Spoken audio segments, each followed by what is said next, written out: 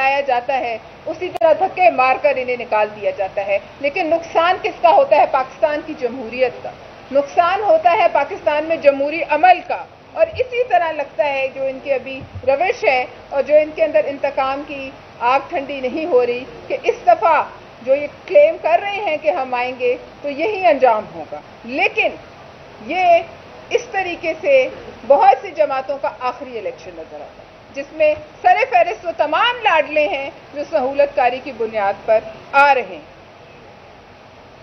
एक और बात यह है कि जितनी मुआशी पॉलिसियां तश्कील दी गई मुस्लिम लीग नून ये 16 माह की हुकूमत में, वो सब इनकी टॉप लीडरशिप की हाँ से मशरूत थी और उनकी हाँ के साथ। ये पाकिस्तान की अवाम जान लें, जितनी दफा IMF के कहने पर छुरी चली, मियां नवाज शरीफ साहब की भी हाँ थी, मियां शहबाज शरीफ साहब की भी हाँ थी, लेकिन फिर एक अदाकारी की गई कि एक को निकाल दिया गया कि चलो तुम तनकीद करो। एक शख्स अपना अलग वो लेकर तनकीद करता रहा हुकूमत पर और बाकी आराम से छुरी चलाते रहे। इस दफा अवाम इस अदाकारी में न पहले आए और न इस अदाकारी के दाम में वो इस दफा आएंगे। लिहाजा मैं सिर्फ ये कहूंगी कि दूसरों पर ताना मारने से पहले अपने माजी का भी हमें जो है वो देख लेना चाहिए। सुप्रीम कोर्ट पर हमले करने वाले दूसरों को ताने नहीं दे सकते, इदारों पर हमले करने वाले दूसरों को ताने नहीं दे सकते। ये बहुत पुरानी बात नहीं है, यही जमात थी जिसने जो ऐसी कौन सी बात है कि जो सरेआम नहीं कही जलसों में, कि जो इदारों को इसी तरह जिन्होंने जो ईजा पहुंचाई जिस तरीके से PTI ने बाद में अमली तौर पर करके पहुंचाई। लिहाजा हम आवाम से ये कहते हैं, उम्मीद नून से कहते हैं, मुस्लिम लीग नून से कहते हैं कि आपका जो इक़्तिदार की ख्वाहिश है वो इंशाअल्लाह ताला 8 फरवरी को वो जो है समंदर गुर्द होगी, ज़मीं बोस होगी। बहुत शुक्रिया। कलेक्टर साहिबा, आपने बड़ी तनकीद की सोलाबाद की जो बातचीत जो लड़ाई की पूरी चलाई और चलाई, उस वक्त आपका चेयरमैन और आपकी पूरी पार्टी उनको बॉस बनाकर उनके साथ खड़े थे। तो आज हुकूमत का जब दौरानिया खत्म हो गया तो उसके बाद आपने उनकी पार्टी में तनकीद शुरू कर दी। हम उनको बॉस नहीं बनाया, उनको बॉस इस तरह से बनाया कि मियां इस पार्टी में सांस नहीं था। इस पार्टी को सांस आसिफ अली जरदारी ने दिया।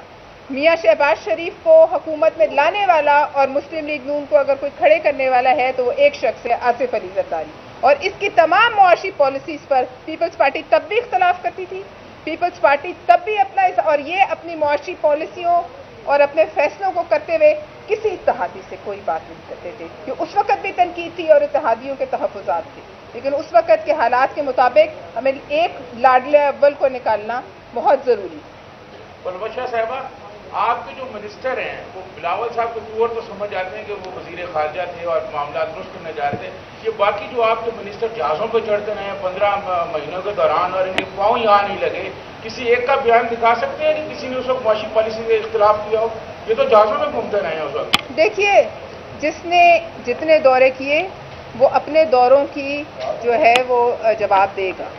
जिस वज़ीर ने जितने दौरे किए वो उन दौरों का जवाबदेही का बिल्कुल जो है उसका हक है और उसको देना चाहिए। लेकिन हमने इन मुआशी पॉलिसियों पर उस वक्त भी तहफ़्फ़ुज़ात का इज़हार किया और मैंने आपको बताया उस वक्त, आप अपना मीडिया देख लीजिए और ख़बरें देख लीजिए कि उस वक्त इत्तेहादियों की एक ही ये बड़ी जो है उनसे शिकायत थी कि वो फैसला करते वक्त किसी को अपने बिल्कुल न साथ लेते थे ना इतमाद में लेते थे। तमाम फैसले लंदन से होते, इसमें कोई दो राय। अच्छा फरोशा साहब, ये बताइएगा, आपने बड़ी बात की, तनकीद भी की, हमने देखा कि होता ये है कि जब इंतखाबात आते हैं तो ये दो बड़ी जमातें आपस में तनकीद भी करती हैं एक दूसरे पर। लेकिन क्या आप ये यहाँ पर आप खुला मसला बताएंगे कि 8 फरवरी को जो भी नतीजा आता है तो आप इस लाडले के साथ हुकूमत में नहीं बैठेंगे, आप अपोजिशन करेंगे अगर आपकी नंबर गेम पूरी नहीं होती? आप ये क्यों एज्यूम कर रहे हैं कि 8 फरवरी के बाद लाडले को भी ताज पहनाएगा? तो आप इस हर वादा वफा नहीं होता और जो हर चमकती हुई चीज सोना भी नहीं। इस वक्त चमक रही है, जैसे बीबी ने कहा था चमक तो जरूर है, जरूरी नहीं सोना। पार्टी क्या अपोजिशन में बैठने की? मैं इस वक्त ये नहीं कह सकती, हो सकता है पीपल्स पार्टी हुकूमत बनाए। पीपल्स पार्टी क्यों अपोजिशन में बनी? ठीक है जी, खत्म करते हैं।